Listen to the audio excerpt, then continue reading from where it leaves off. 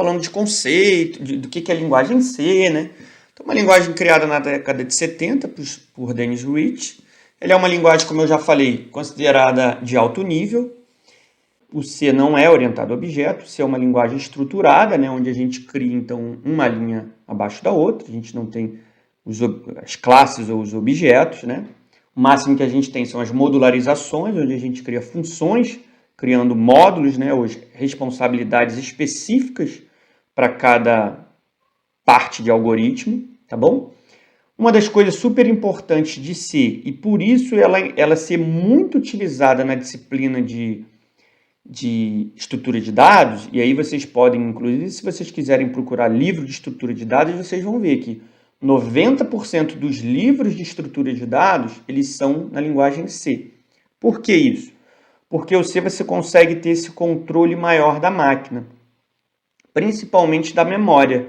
Então você consegue saber exatamente qual é o endereço de memória que uma variável está utilizando. Então, com isso você consegue ter um gerenciamento melhor. A linguagem C, você pode ver, né? Por mais que seja uma linguagem desde a década de 70, é uma linguagem que até hoje é utilizada.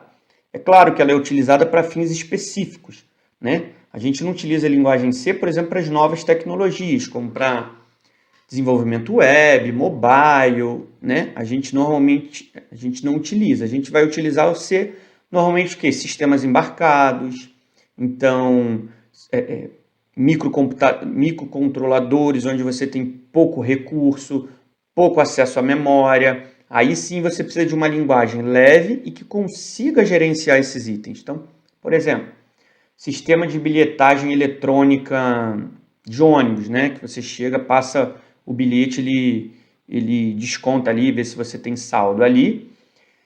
Eu fiz uma visita técnica a uma empresa dessa e eles ali dentro tem um sisteminha em C embarcado que realiza então esse controle, o gerenciamento ali da bilhetagem, da bilheteria. Não sei se é bilheteria que chama, não, acho que não é bilheteria não, bilheteria é outra coisa. Para retirar o ticket, ver se tem saldo, esse tipo de coisa. Beleza? Falei extremamente rápida e ela também já tem diversas bibliotecas que a gente pode utilizar para nos auxiliar.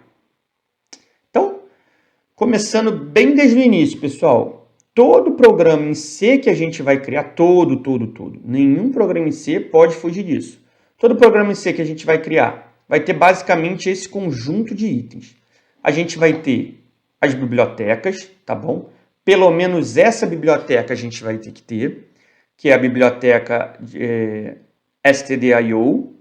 Essa biblioteca é a biblioteca padrão para controlar a entrada e saída, beleza? Dos nossos programas. Então ela tem aqui uma diretiva, né, que é o hashtag include, e aí a gente passa entre o menor e o maior o nome da biblioteca que a gente quer.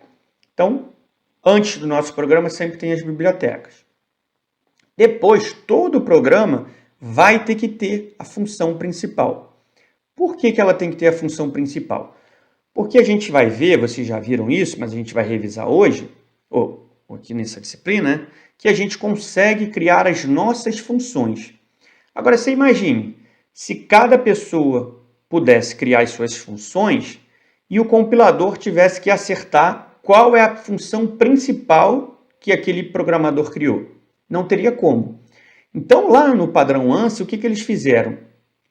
Vamos criar uma função principal, ou seja, sempre que a gente compilar o nosso algoritmo, o nosso programa, o compilador sempre vai procurar essa função.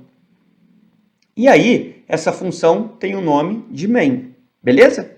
Aqui é uma forma de escrever a main, tá, pessoal? Void main, não é mais tradicional. Dependendo do compilador, isso aqui vai dar erro, tá bom? O mais comum é a gente ter int main, e aqui embaixo, como é um int, a gente tem o return. Por que isso?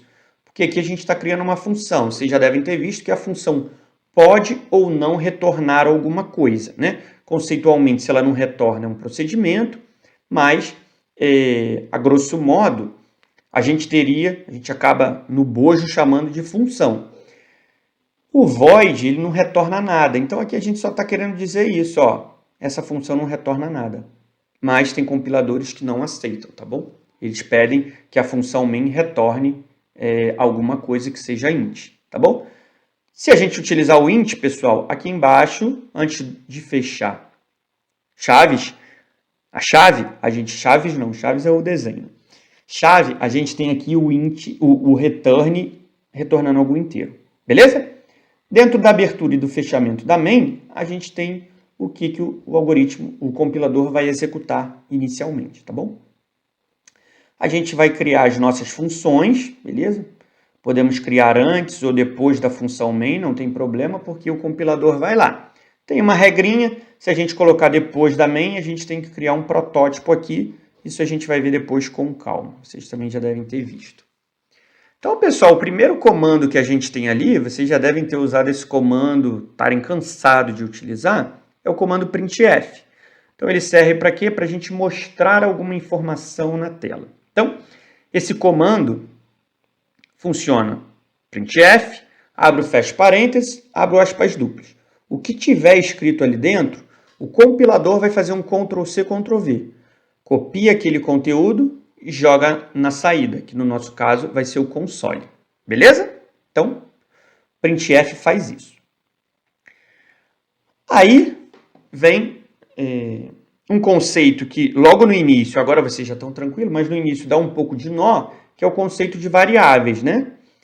Por quê? Os nossos algoritmos, eles vão precisar armazenar valores, né? Se você tem um programa, por exemplo, de controle bancário, você precisa controlar qual é o seu saldo, quanto que você pagou na lanchonete, quanto que você recebeu do seu salário, da sua mesada. Então, são variáveis que precisam armazenar esses valores. Pois bem, o computador, ele precisa também armazenar isso de alguma maneira. E onde é que ele vai armazenar? Na memória do computador. Só que para a gente utilizar a memória do computador, a gente precisa seguir algumas regrinhas Então, que regrinhas são essas? A gente precisa utilizar as variáveis. Então, a gente tem primeiro que declarar as variáveis para depois poder atribuir e utilizar essas variáveis. Então, as variáveis elas vão servir para a gente armazenar valores ao longo do nosso programa. Basicamente é isso. Beleza? Para a gente declarar uma variável, ou seja, para a gente utilizar a memória do computador para armazenar um valor, a gente precisa indicar para o computador qual é o tipo da variável. Mas por que a gente tem que informar isso? Porque dependendo do tipo que a gente estiver passando, o compilador vai armazenar na memória um espaço menor ou um espaço maior.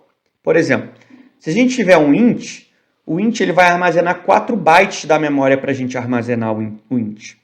Se a gente tiver, por exemplo, um ponteiro, ele vai armazenar 8 bytes para armazenar esse tamanho. Então, por isso que a gente precisa, de antemão, indicar aqui, ó, int, e aí depois o nome da nossa variável. Beleza? O inteiro vai servir para isso. O tipo, né, antes do nome da variável. Para a gente, então, saber quanto de tamanho a memória vai alocar ali naquele espaço. Beleza? Para armazenar aquele valor. Mais para frente a gente vai ver isso quando a gente vê ponteiro, aí a gente detalha um pouquinho mais sobre isso, tá bom?